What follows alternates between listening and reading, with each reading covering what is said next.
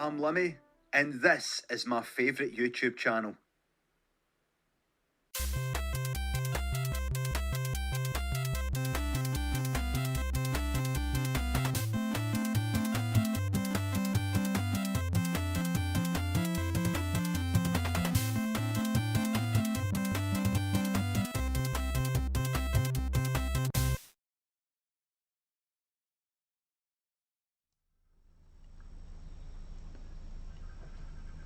So welcome to Thinking Deeply About Primary Education, the podcast that gives you a peek inside the minds of some truly inspirational teachers. This week, I'm joined by Christopher Such. Hello again. Neil Almond. Hello. Shannen Doherty. Morning. And Elliot Morgan. Good morning. And this time, we're going to have a special live edition of the podcast with a plan to dig and dive a little deeper into some of the things we've learned this year. But first, Chris, what you reading for?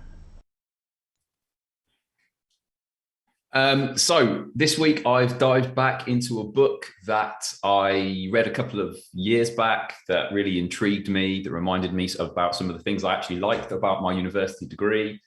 And I've actually got it here. It's Theory and Reality by Peter Godfrey Smith. It is a fantastic introduction to the philosophy of science.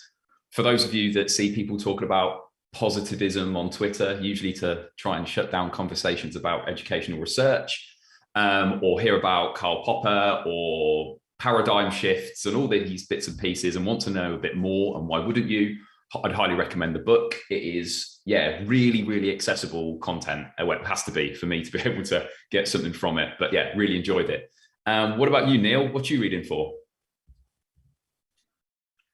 So, given the current COVID situation, I'm placing my bets that perhaps we will be asked to teach online again, perhaps some point between now and February. So I'm looking at Teaching in the Online Classroom by Doug Lemov.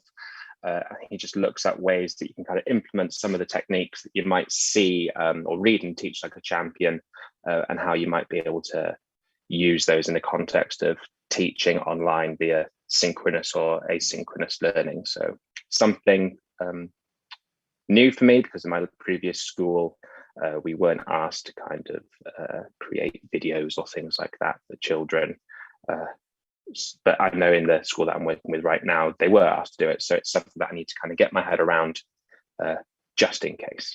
Hopefully won't be needed though, but just in case. Shannen, what are you reading for? Well, nothing quite as interesting as you guys so far. I am just fully embracing the Christmas holidays and reading whatever I can get on Kindle Unlimited of just trashy rom-coms and psychological thrillers, whatever will keep me going for a 2-hour soak in the bath. So I'm just taking a break and eating cheese and reading rubbish. What about you, Morgs? What are you reading for? So I'm currently reading a book that Chris suggested in the TDaPE Discord, A Little History of the World. I've got it right here. I don't know if you can see it because the background, it's just a beautifully written and like overly simplistic way of explaining a lot of ancient history. Well, that's how far I'm into the book. But a really, really wonderful book. And I think it would make a sort of great class text, albeit some things are a bit dated in how they're said. But with a mature year 6 class, I'm sure it could be used very effectively. What about you, Kieran? What are you reading for? So at the minute, not too much, because I have been. I think you're on mute. Not on the stream. I'm not, Elliot. Don't worry. I've been recording season 4, so I haven't been reading too much recently at the minute. So I'm getting ready for sort of January, February's podcast episodes. But I think I'm definitely going to save what you guys have come up with, and read those as the new year starts. So the focus of this episode continues the theme from Christmas Day, as we take the time for some professional reflection and a closer look at some of the things that have helped us grow as teachers this year. Sort of a pedagogical companion to the subject knowledge compendium, perhaps. And we're doing this live to add another dimension to the discussion. So, don't be afraid to share your thoughts and questions in chat, whether you're watching on Twitch or YouTube. And from today, it's also possible to support the podcast using the link Ko-fi ko-fi.com/TDaPE, and Ko-fi is spelled KO-FI, and TDaPE TDaPE. And supporters are provided with access to episode transcripts, monthly CPD videos, and sort of other exclusive rewards. So I think, definitely have a look. And essentially this model allows us to continue to improve the podcast while avoiding paid advertising, because we recommend a whole lot of stuff on this podcast, and my preference is for it to be sincere promotion above all else. And there's absolutely no expectation anyone does support us through Ko-fi, but if you choose to do so, thank you, and I hope you enjoy the bonus content it opens up. So that's enough for me. We're going to look at our standout book or paper from this year. I'm going to throw to you, Neil, first. What book or paper has really stood out when you've read it this academic, well, I suppose this calendar year?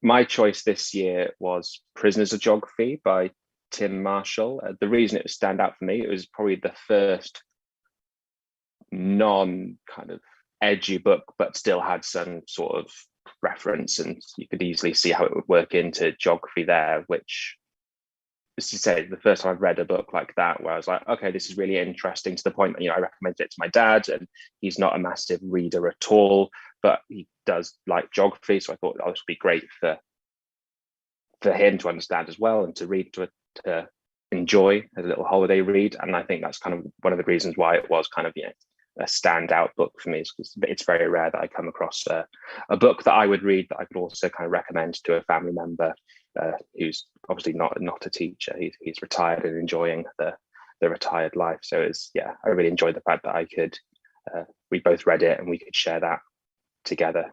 And there is that element of there being a really good book that, again, perhaps not for year 5 or year 6, but certainly at a subject level point of view for teachers, if you kind of want to understand the intricacies of human and physical geography, and to kind of understand how these elements kind of interact with each other, it's really worthwhile just kind of make those own connections in your own brain as well. So hopefully it can help support your own teaching of geography as well. But yeah, the main reason this was a standout for me was because it's something I could, something that I read that I could share with my family and discuss and talk about it afterwards. Yeah, I've just been given the follow-up to it. Was it The Power of Geography? So I'm looking forward to getting stuck into that over what remains of the Christmas break. And I think I said in the podcast, I didn't really understand word geography until I read the Prisoners of Geography, because I sort of realised the connections between different parts of the world in a way that I hadn't really before. What about you, Shannon? What's your standout book? So it took me so long to decide this, but I went with Motivated Teaching by Peps McRae, which came out in September last year, and I read after Neil Almond had read it, and it just blew me away. The way that Peps writes is so clever, and so it makes it so accessible, but it's one that I've dipped back to sort of all through the year when I've been having conversations with like early career teachers or other people in school, senior leaders, things like that. And it's just one of those things where I just think everyone should read it. It gives you a really solid understanding of kind of the science behind motivation and kind of how we can move away from those extrinsic motivators, which I know that is quite heavily relied upon in primary. So I would 100% recommend that people get on that book. Absolutely. I didn't read it this year, but 2017 that book was published. Yeah, I think really enjoyed it at the time, and there's a lot that we can take from it. What about you, Elliot? What have you gone for this year? What's your standout book or paper? So my standout book is Organised Ideas by Oliver Caviglioli and David Goodwin. It's a lovely book that sort of applies to all age ranges across education, whether it be you teaching EYFS or a university lecturer. It's got a nice mixture of theory and actual practice, like any good edu book should do. And the central idea behind the book is making thinking visible, and how we can organise ideas through graphic organisers, although the authors prefer to call them word diagrams, and how we can use those to support making our thinking as the teacher visible for the learner during instruction. It's all supported by cognitive science, and it's just a wonderful book that enables students to see how knowledge should be organised. I also second the books that Shannen and Neil mentioned, because I've read both of those. Those are both amazing books as well. And I just treated myself to the sequel of the Prisons of Geography book for Christmas. Nice. Did we all see that talk by David and Oliver at Research Ed Surrey? Yeah, it was fantastic. I mean, I remember coming away thinking, yeah, this is definitely something I want to check out in future. You know, a massive list of things to check out in future. But yeah, it was an impressive talk, and they only had so much time to think about what it was that they could get across to us. So yeah, definitely recommend checking that out as well. And then Chris, what's your standout book or paper this year? I've gone for Harry Fletcher Wood's Habits of Success. I had the pleasure of learning from Harry Fletcher Wood for a little while earlier in the year, and so I had the chance to see him put some of these ideas into practice. But even without that, if I go back kind of 2 or 3 years, I was a little bit interested in behavioral economics, only to the extent that I usually get interested in things kind of quite a superficial level, just reading lots of introductions to the subject.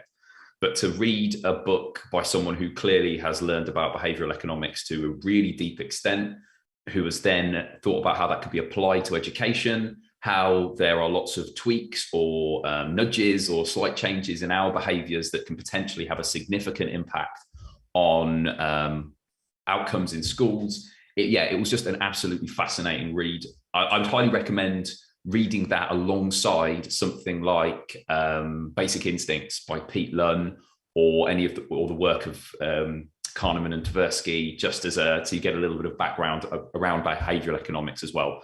So yeah, Habits of Success by Harry Fletcher Wood, an absolute, it's a great book, well worth reading. Nice. Yeah, I mean, I've obviously read Responsive Teaching and absolutely loved it, and thought the way that information was sort of disseminated was really, really clear, and you know, we could use it immediately in the classroom. So definitely another one to check out as well. So then we're going to think about the podcast next, and we're thinking about our favourite episode from the year and why. Now I won't be making a judgment because it wouldn't be fair, because I think everyone has been fantastic and really generous in giving me their time and their expertise. So let's say if we start with you, Elliot. You know, what's been your favourite episode of the year and why? So my favourite episode was Matt Swain and Tom Gary.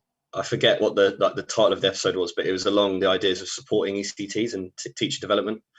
I think it might have been season 2, so a while back, fairly early on in the year. But I found it particularly useful because at the time myself, I was unemployed, looking to go back into teaching, into a leadership role where I was going to be supporting ECTs. So I find it incredibly useful in that respect. But just the wealth of knowledge that Tom and Matt have is very, very useful. And I just listened the whole time feeling incredibly jealous that I don't work for STEP, because I would love to be involved in the way they do things. It just sounds like they're doing everything right. And it also made me incredibly jealous of ECTs. What a time to be just qualified. And I know there's a lot of criticisms being aimed at the ECF and everything, but if you listen to that episode, you can see how one set of schools really does it right. Nice. And Neil, obviously you have you've seen from the other side, Neil, because you've moved to STEP since that episode, haven't you? And so you're almost you're becoming the fifth Beatle. I have. Yeah, because I was talking to Charlotte McKechnie about the team they've got there. It really is a wonderful sort of ecosystem they've built, and I think the timing in terms of the stuff they're doing and the ECF, you know, it couldn't be more perfect. You know, it's a match made in heaven, I think. So yeah, certainly whenever Matt shares his CPD with us, you know, I'm like, wow, I wish I was a training teacher in these sessions. You know, so they're both lovely as well. Chris, what about you? What's your favourite episode? And you can't say season 2, episode 6 reading. Well, I'm going to have to think of a different one now then, yeah. To be honest, I wasn't going to say that episode, but now you've mentioned it. like, yeah, you've basically changed a big aspect of my life single-handedly, Kieran, for that, and I've never really thanked you properly. So anyway, but putting that aside for a second, yeah, the episode I went with was Lloyd Williams-Jones, Leverage and Leadership. I mean, firstly, obvious thing to say, but I could happily listen to Lloyd read out the phone book. His voice is like caramel. A little bit of a man crush is probably a fair way of putting this. But we're pals, so he'll forgive me saying that. But beyond that, to hear someone who is, excuse the expression, but like at the coal face, who has become a deputy head and has grown as a deputy head under possibly the most challenging circumstances that I can imagine, who has approached that, if you listen to the podcast, that with a sense of ambition and humility, and to talk through all of the different ways that he sought to empower those around him. I've never been a deputy head. I feel like it's a real thing that I'd like to do at some point. And more so, having listened to that episode, I'm not easily inspired, but I felt that was a genuinely inspiring conversation and something that I will go back to, I imagine, time and again. Yeah, and the difference in Lloyd in terms of his own personal confidence between episode 1 and that episode was massive. You know, he was totally in charge, and then on subsequent sort of appearances in the mid-season chats, you know, he's absolutely smashed it. So yes, a massive well done to Lloyd. He just needs the inspectors to call so he can sort of get that off his back and then focus on, you know, taking the school even further, you know, because it's quite a stressful place to be, isn't it, when you're expecting the call, but also in the middle of a pandemic as well. So who haven't we asked about their favourite episode? Shannon, do you want to go? Thank you. Firstly, before I start talking about my favourite episode, I have to agree with everything you both said about Lloyd. Honestly, that episode, it just felt so good to listen to for someone who's just on the ground doing school improvement so solidly, and he's so reflective. He's like my he and Neil Almond are my deputy head goals. But my favourite episode, I have to say, I think was John Hutchinson, which was season 3, episode 6. And I mean, if you go and see John talk at like a research head, it's just incredible. The stuff that they're doing at the Reach Foundation, like, he's amazing. And listening to him talk about instructional coaching and talk about the cradle to career that they have going on, which just kind of blew my mind. He's just someone that I'm like, oh, I want to go and sit down and have a drink with you and really pick apart your whole ethos and how you've got to where you are, because I can imagine that there was, you know, probably hours of content that he could have said in that episode, but you know, you don't want to do a 6-hour podcast. Although I could probably listen to 6 hours of TDaPE at the weekend. I just think John was incredible. I think he's got his finger on the pulse. You know, he's really sensible, methodical about the things that he's doing, and the idea of setting up a school from scratch kind of brings me so much joy, and I would just love to do what they've done myself.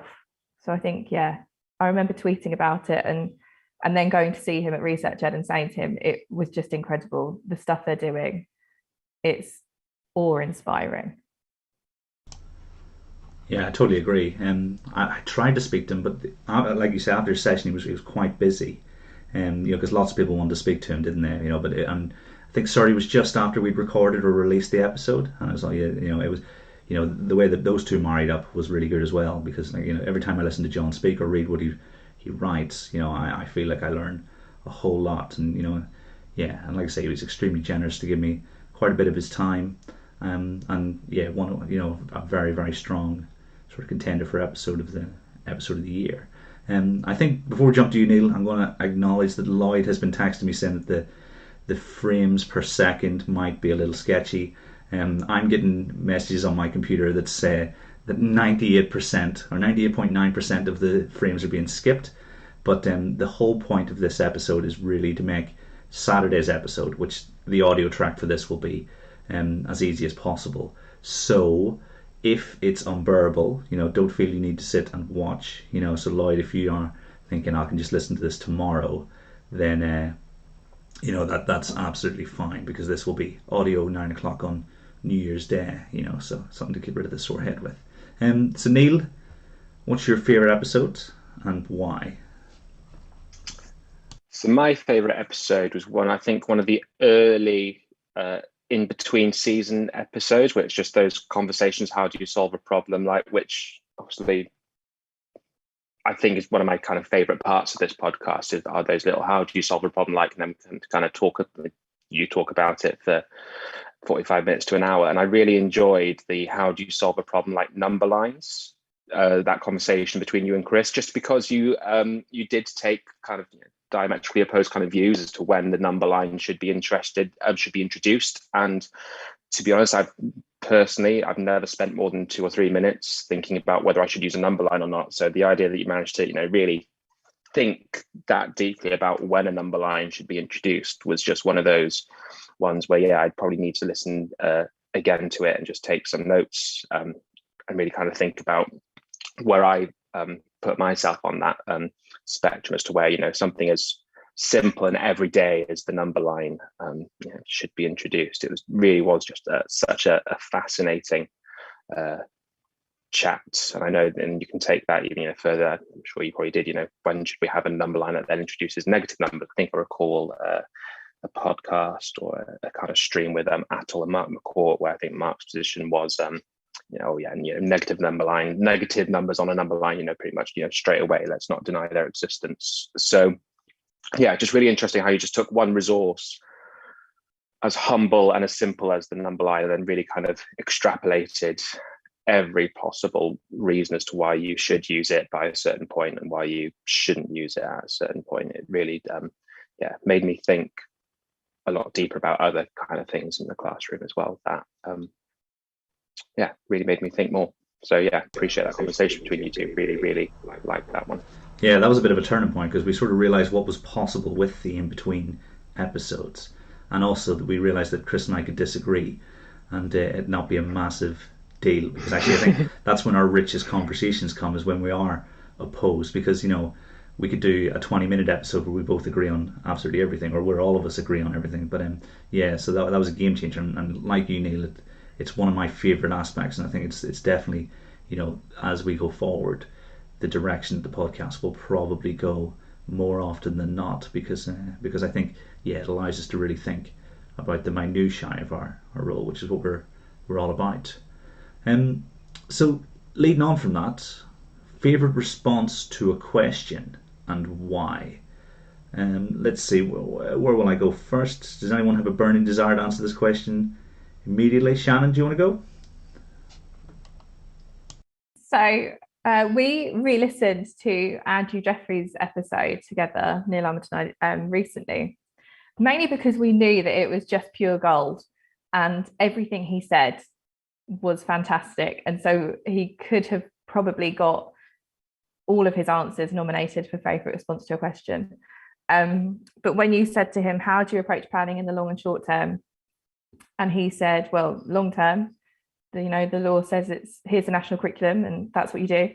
And then he talked about the thing that I think so many people forget or don't know, and he said it in his episode, that it's only suggested in year groups and that you can kind of shift it around in key stages.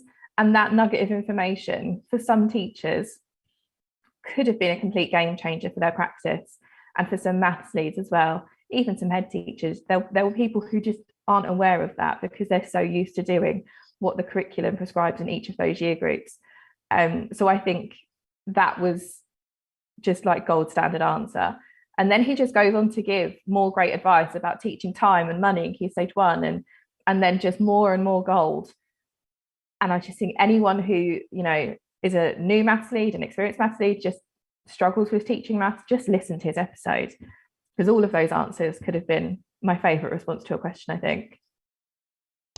Yeah, Andrew's brilliant, and he just sort of, his passion for maths, is unsurpassed. He's living and breathing his passion for maths. And I remember I learned quite a lot. I think I know a bit about maths, but when you listen to someone like Andrew talk, you're like, oh my goodness, still so much to learn.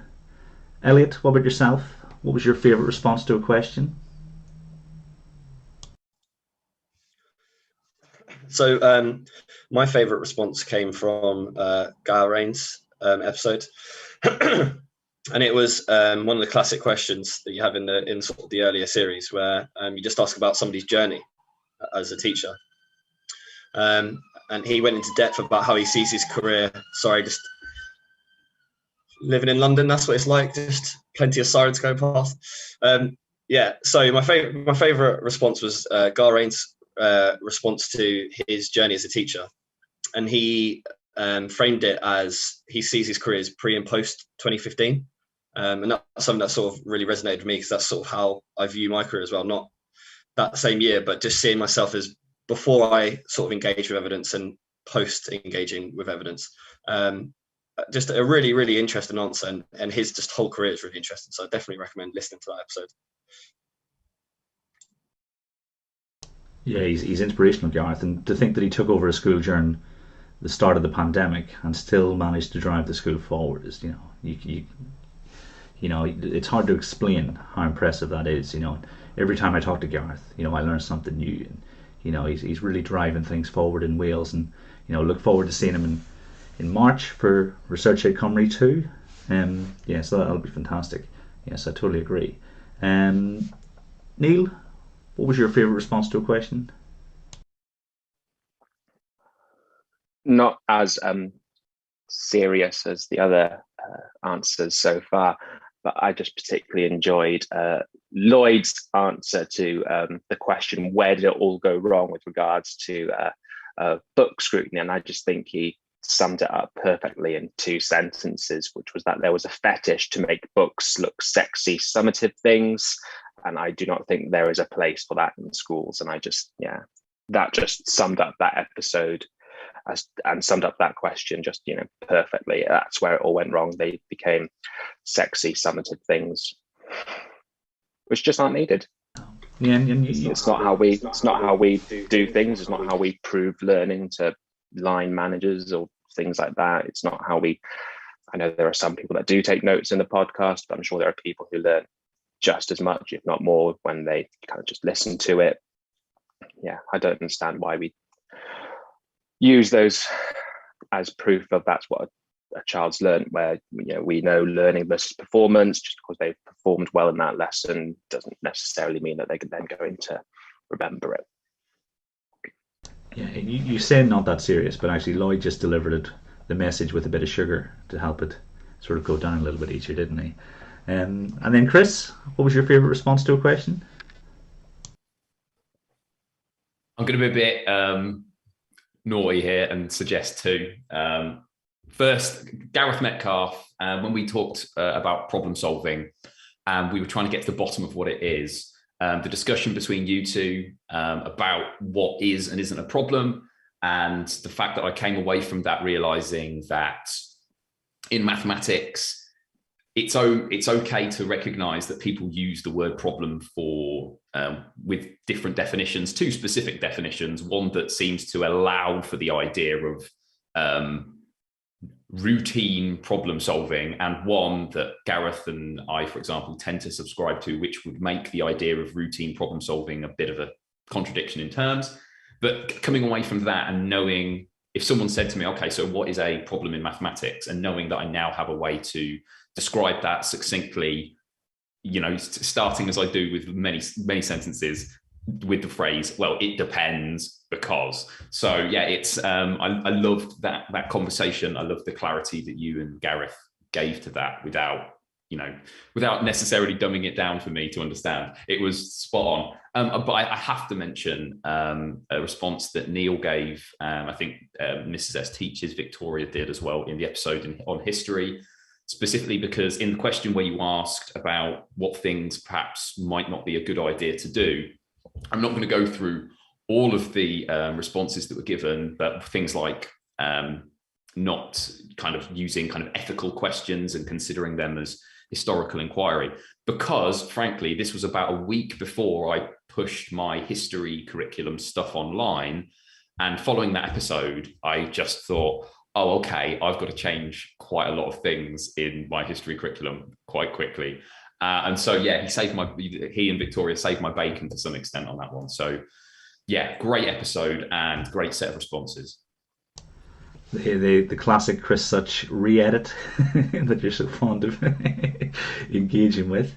Yeah, that Gareth episode was probably the toughest one to prepare for, because some of the ideas aren't necessarily widely accepted. But I think it was the first of hopefully will be a few episodes, and Gareth very kindly said he'll come back and join us for those, and we'll really hopefully over the next year get under the skin of problem solving. I have a favourite sort of response in terms of me, because I said during season 2, episode 6, that the art and science of teaching primary reading would be as important a book as Why Students Don't Like School. And I would just like credit for being the oracle on that one, because it has surpassed certainly all of my output, and I think it is rightly acknowledged as a book that all teachers, whether primary or secondary, they must read. And a big massive congratulations, Chris, because it must have taken an awful lot of editing, because I know how lean you like your writing to be. But it is absolutely perfect, and I'm joking about the fact that I was predicting it, but I think it needs to be acknowledged that it is a very important book. So moving away from the podcast, thinking about how our practice has changed this year. Neil, how have you changed as a practitioner in 2021? So certainly now, 2021, so it's from September 2021, deputy headship lead role in a school. So I'm able to have a far more operational, strategic side of regarding everything that I kind of do in the school, and that's really quite nice. So all the things that we talk about on these shows, or things that I've kind of thought the way that I think it should be done, it's far easier. I wouldn't say it always happens, because there are certainly times when myself and my head of school have argued and done kind of different points to where we think things should go, and I think that's probably healthy for an SLT to have that tussling between ideas and directions. I think that's a healthy thing to have. So certainly being able to implement new things has been really exciting, and kind of really thinking about how introducing certain things impacts then other things, and things inevitably get dropped if you try to influence and change too much. So it's kind of being aware that, yes, I have all of these ideas of where things want to go, but actually, being a good leader is actually restraining that urge to not throw everything away, but to kind of, put those things that you think will make those improvements. It's so important. I've learned to walk that school, walk those corridors. We're fortunate enough that the environment that we have in our school is such where any teacher at any time is free to kind of walk into any classroom at any point. So you can kind of really take the temperature of what's going on in that classroom, get that picture then across the whole school, and kind of really, as Lloyd would say, pull those levers that are most needed to be pulled at that particular time. So that's certainly something that I've enjoyed from that leadership perspective. Being a wonderful entry school, I also have a bit of a teaching commitment, so it's really good fun to almost talk the talk and walk the walk. So this year, particularly with regards to maths, I've been doing lots of quiz and air rod stuff with our year 6 children, just because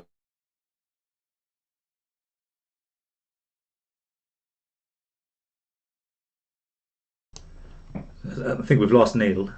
You'll know his video's still there, so perhaps you're back in a second. Does that match up with anybody else's experience? I know, Elliot, you've taken on sort of a more leadership role when you've returned to school. How does that match up with what you've learned this year? Yeah, in a sort of similar position to what Neil's done. I've been leadership since September 21 in a new school. I think Neil was teaching in class, whereas I'm mostly office based, as well as having teaching allocation. So yeah, it's been interesting learning sort of more of the strategic and operational side of things, especially alongside doing an MPQH, looking into like budget management and health and safety and policy and so on. But I mean, my practice, I sort of every other week have an existential crisis because I'm only covering a maternity leave for a year. So I'm like, how much impact can I really have? I'm bringing in this thing and that thing, but I'm not going to be here to see it through. And I suppose that's the biggest impact that's had on me, is slowing down. It's just going, right, I only have a year, so let's slow it down. Let's do less things, but let's do those things better. So a huge part of my practice has been on reducing workload.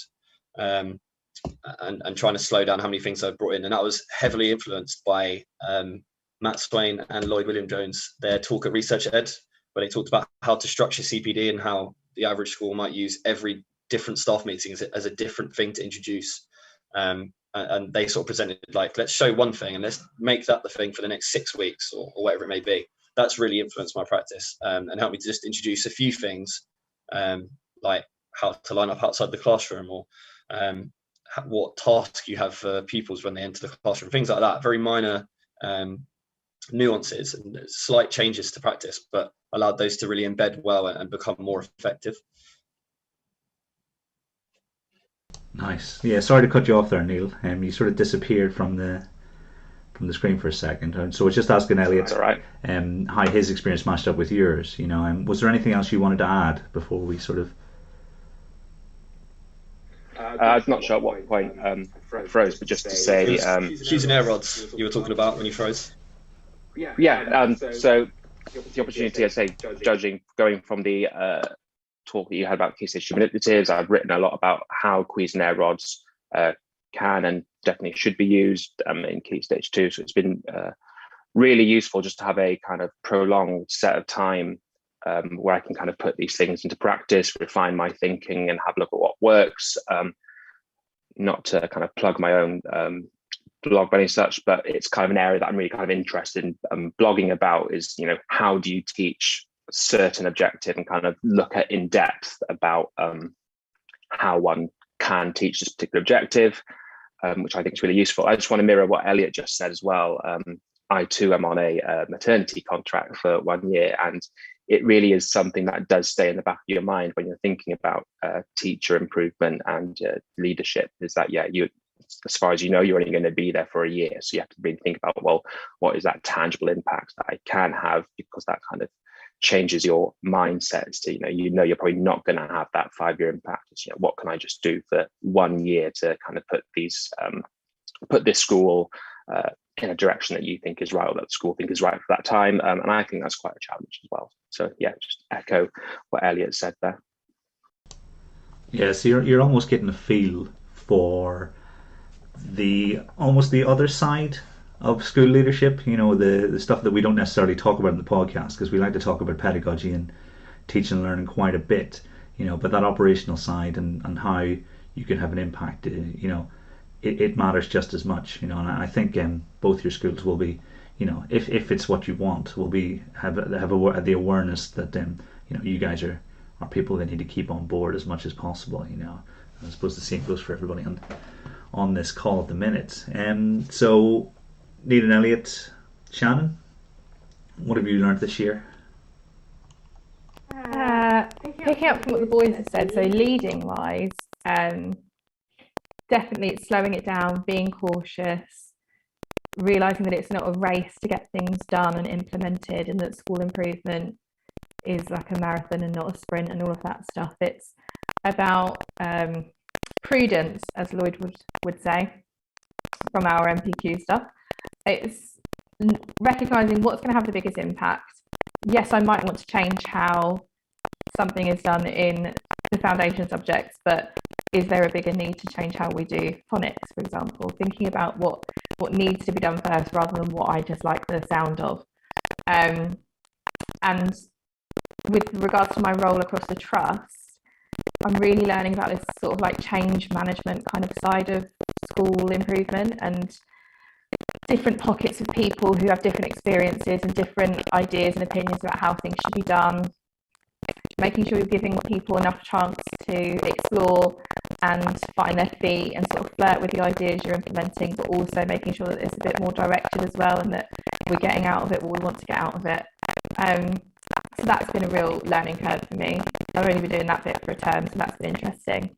And teaching wise, it's funny you mentioned the success of Chris's books, because teaching wise, the one thing that has changed in my teaching practice has been my reading teaching. Very fortunate to have Chris as a friend, so didn't have to wait for his book to come out to learn about the ways that he suggests we teach reading. And you know, I taught year 2 last year, and I had 92% pass for the phonics check in autumn. And I remember I think I sent it to Neil and said, "This is amazing! I've smashed it."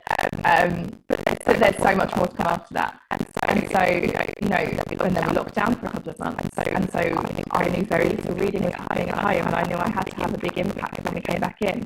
And reading had to be the focus, and it has been the focus behind almost everything that happens in my classroom. I've always known it's important, but I don't think I really put that into practice until kind of this podcast, talking to Chris, our friendship group. It's been a real game changer for me. So things like the fluency reads, the extended reads, fluency assessment, thinking about custody, things that like I've always known but never really knew how to implement. And the impact on my reading last year was incredible.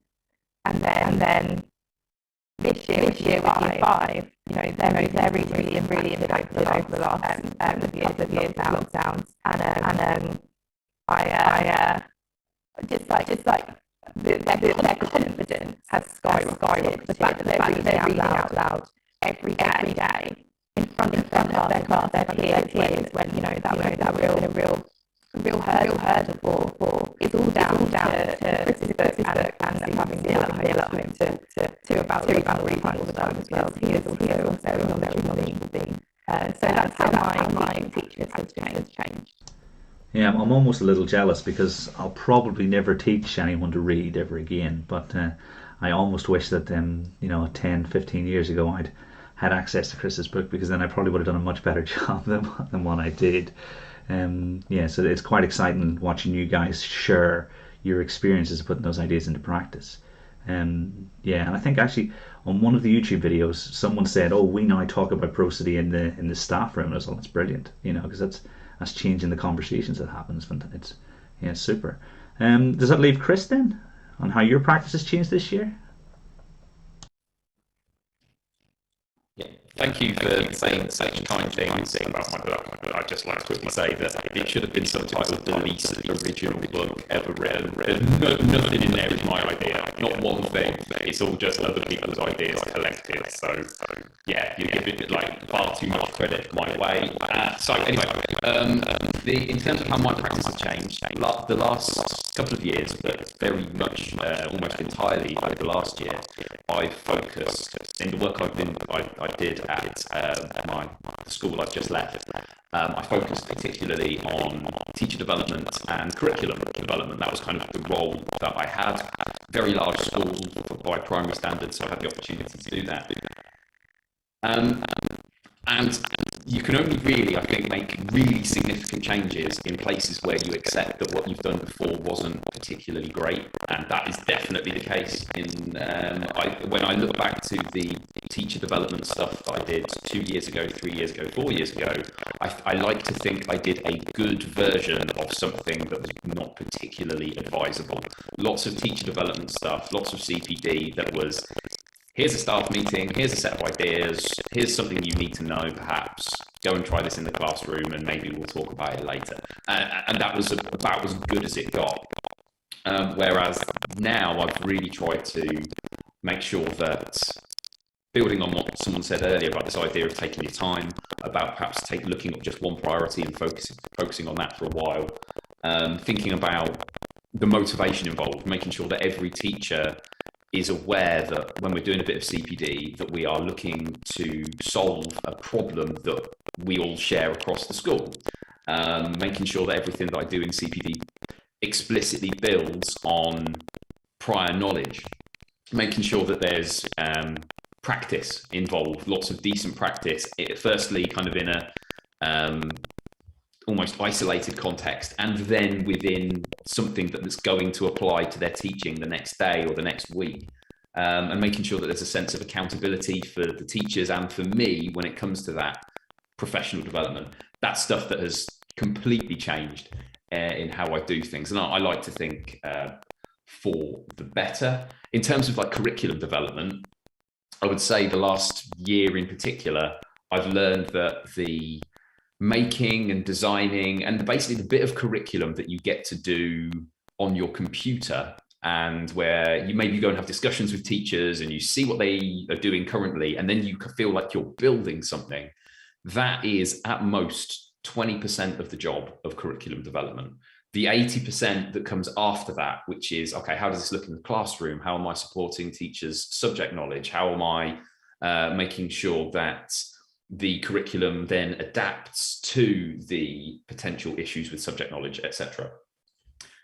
That learning that 80% is there, and it's what it matters as much, if not more, than that first 20% has really changed. I mean, just the last thing to note on that, if I may, is that I've kind of reached the point where I think that a lot of the, particularly for a primary level, a lot of this discussions that happen on Twitter about curriculum that can become a bit theoretical and navel gazy, that's not an adjective, but I'm going to use it, they're kind of often missing the point, I think, if they're not on some level addressing the elephant in the room, which is teacher subject knowledge, because just of the vast array of subject knowledge that's required.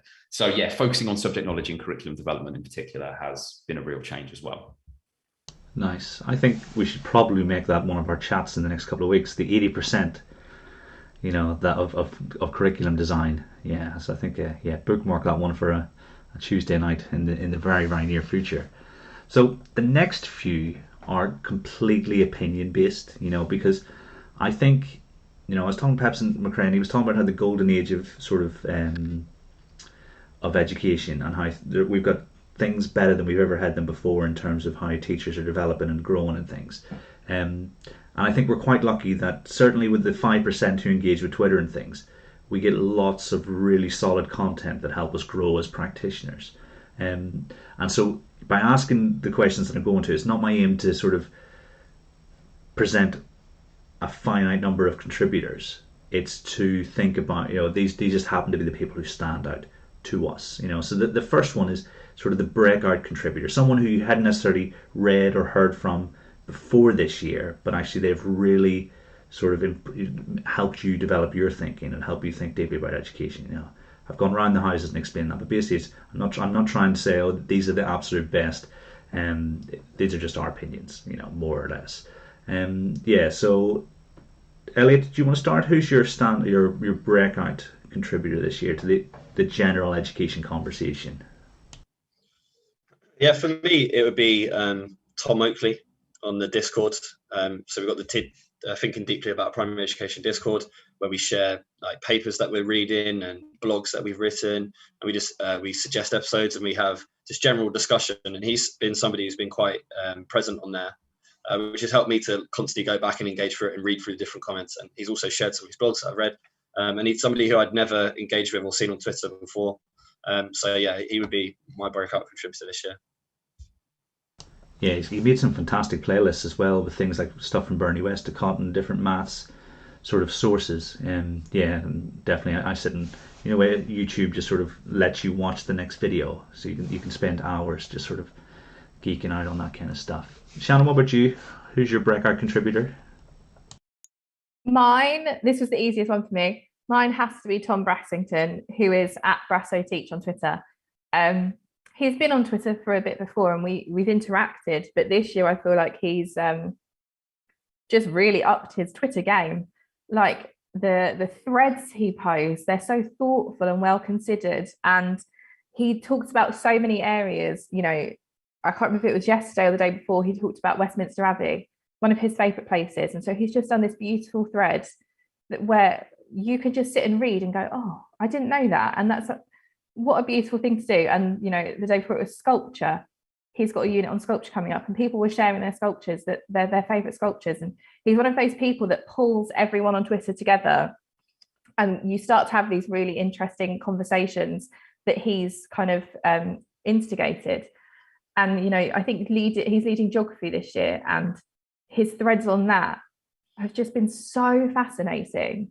And he is also just one of the funniest people. We met him at the Research Ed National, and he was just an absolute joy to spend the day with. And I'm so glad we met him, because he is 100% one of my favorite people to go and look at on Twitter.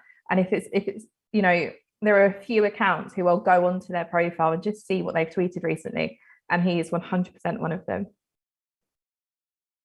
Yeah, I think way back in like maybe January, February, he retweeted one of the podcast episodes, because I'd never heard of him before. And then, you know, since then it's just been content, you know, both on the Discord and on Twitter. You know, and I'm thinking about, you know, particularly his thoughts on mental health and geography. Those have really stood out to me as things that have been really worthwhile. And like you say, nice threads that you can sort of engage with. You know, not quite a blog, but worthy enough of a nice Twitter thread, which seems to be the sort of the thing to do these days. You know, certainly the way most people seem to be taking on their content. Chris, what about you?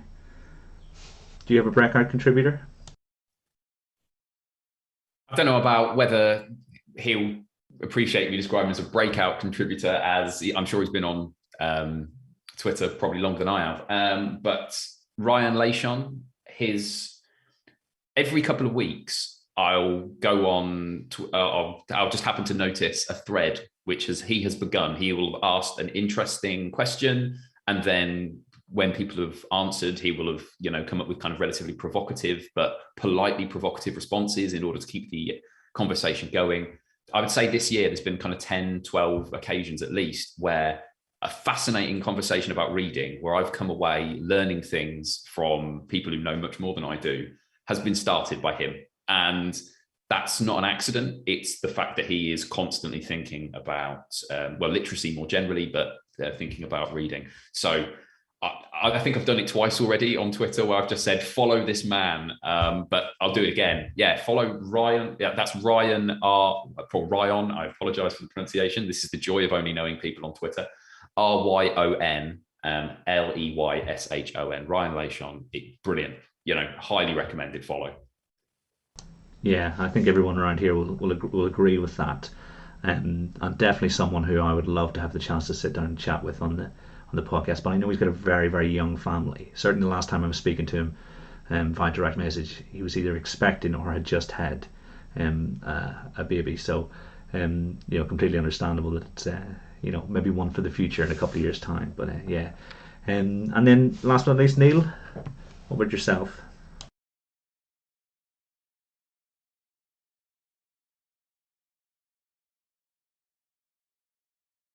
You're on mute.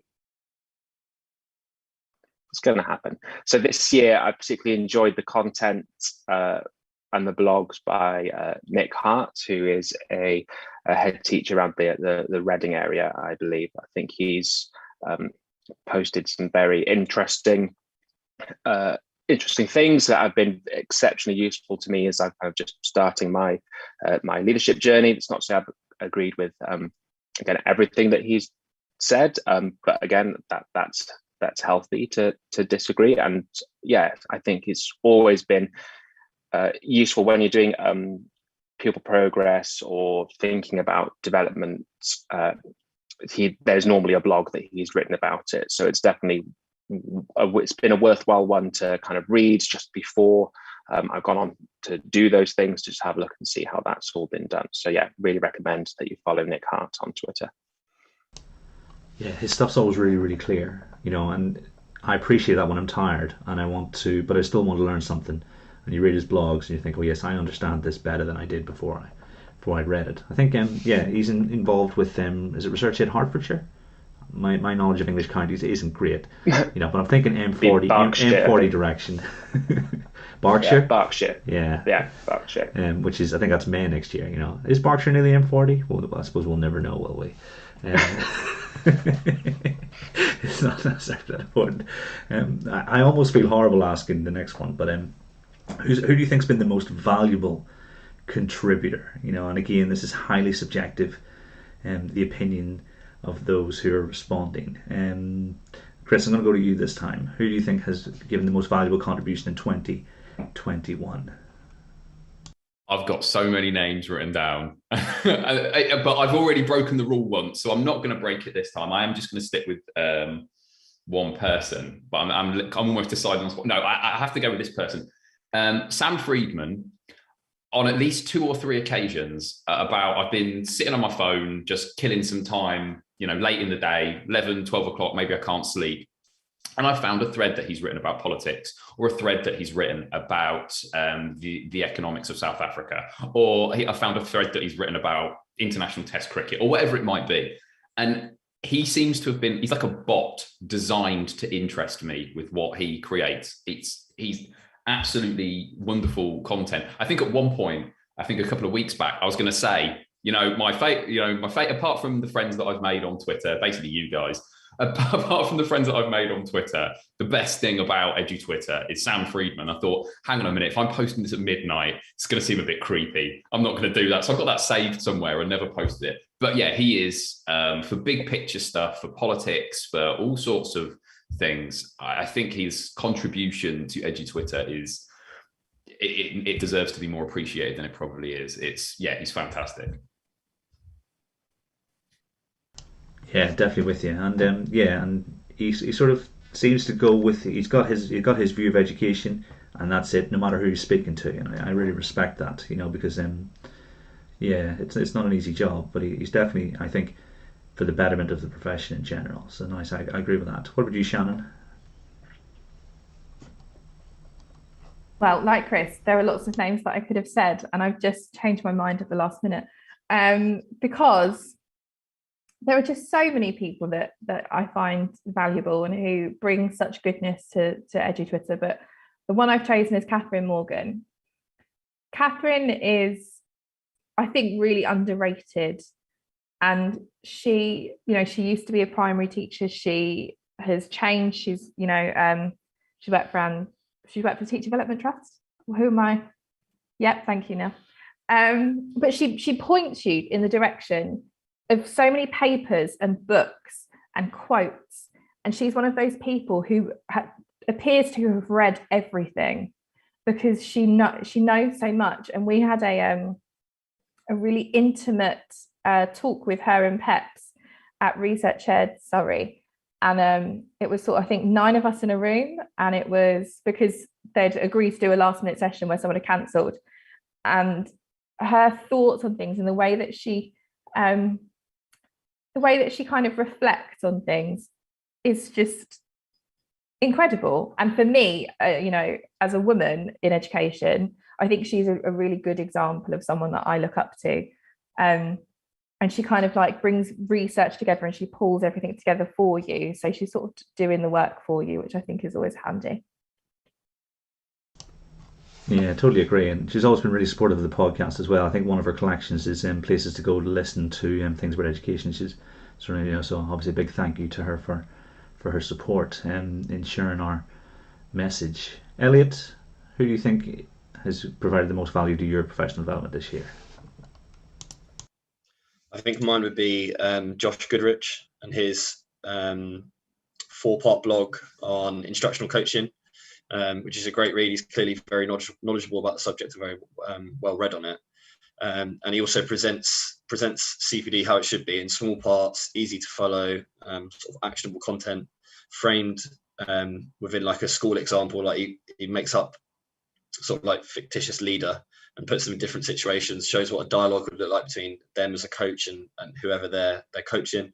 There's a particularly useful part of the blog which was about the sort of differences between coaching novices and experts, sort of like the goals that we set people, how do we model to people, and how do we give feedback. Incredibly useful. And I know I don't want to speak on behalf of Lloyd, but I spoke to him about it at the time, and I remember him finding them really useful as well. So yeah, definitely go and check those out. Brilliant. And then Neil? My breakout contributor is Johnny Hall, who's the creator of MathSpot, just because over the last kind of 8 to 12 weeks, he's put a lot of work into upgrading some of the feature sets of MathSpot, which has made it far more usable in the classroom. And he did all of this kind of while on paternity leave, I believe. That's when he had a good 2-3 week kind of window to actually do stuff. So yeah, very impressed that he was able to find the time during what is, what I'm sure would be an incredibly wonderful time to actually do those maths bot upgrades. So much so that it's he has a Patreon if you want to support him, and it's definitely worth the £3 or £2.95 that I give him a month to support that website, just because it's just an absolute treasure trove. I still haven't really used it to its full extent yet. It's great for the virtual manipulatives. And I look at that and I've lost track of the amount of times as a teacher I was trying to find really useful like analog clock templates on various websites, and he's got it all there sorted as printouts already. It's a really, really useful website for any teacher of mathematics, whether you're in early years, because I know he does I believe actually from the conversations that he's had with yourselves and from listening to the podcast, he's now got some supertising in there as well, which is great. So, and it's something that I've passed on to our reception year 1 teachers as well. Yeah, just a fantastic site full of mathematical goodness, really. And he's producing now little videos. I think he's got something like 137 things that it can do, and he's now on his way to actually make mini videos on how to get the most out of those. So I'm really looking forward to the rest of those. I think he's only done about 2 or 3 right now, but I'm looking forward to the rest of that coming out in the 2022 and really maximizing the use of it. Yeah, if he put that content, the videos on how to use the resources behind his Patreon, he could retire next year. Because they're going to be extremely valuable to people. And what do we get? We get ad-free password, for our patronage. Potentially a bit of an inflammatory password choice this month, for December. But we'll probably have to have a conversation with them about team units in the near future. But yeah, absolutely. Johnny's contribution to maths. He deserves a knighthood for it at the very least. Because where would we be if we didn't have MathSpot? I think there are a lot of teachers who particularly when the opportunity cost of we don't have enough resources is in full swing. Well, I'm going to use MathSpot because it's pretty interactive and every day it does something different. So it's absolutely fantastic. So I'm with you there. So then moving on to looking at 2022. I see you guys have got quite a lot of names on your notes for this next one. Who would you like to see on the podcast in 2022? And instead of me jumping in and saying, I think if we just sort of go round it's like a Shannen, Elliot, Christopher, and Neil. We just sort of go around that who would you like to see, and obviously why you might want to see them on the podcast too. So do you want to start off, Shannen? Who would you like to see in 2022? Right. So there are obviously loads of people that I could have listed, but I got 3 because everyone else seemed to put 3 as well. So I thought 3 was the done thing. The first one would be Nimish Lad, who wrote about the Marge model of learning in action book, which I am yet to read, but I think from what I've heard is a very good book. And Nimish is just great, and he's stepped up to a new role recently, and I think he'd be a really fascinating guest to have. We had lunch with him last summer, and he's just a really interesting, knowledgeable, clever cookie. My second one I'd love to see would be Kate Obridge talk about leadership. She's had such an interesting career, and obviously I'm biased because she is one of my friends, but I know all of her stories and I know her kind of values and her beliefs, and I think that she is she's a really interesting leader. And then my last one would be Sarah Farrell, who I think is quite quiet on Twitter. She does that daily maths puzzle, and she's a kind of newish maths lead, and she teaches year 5. She spoke at New Voices this year, and I'd love to know more about her because I don't know much about her, and I think that she's probably got quite an interesting journey, and she has an adorable child, so that always gets a win from me. she'd be a really interesting one to have with Morgs, just because she goes through that process of designing these tasks and puzzles daily. So it'd be really interesting to have and I agree, I think she's got lots, her Dropbox is a treasure trove of mathematical resources as well, which are well worth anyone looking at. So I think there's probably 2 episodes there with Sarah, one by herself and her journey so far, but then I'd really love to hear that conversation between herself and Morgs as they go through task design as well. That'd be really interesting.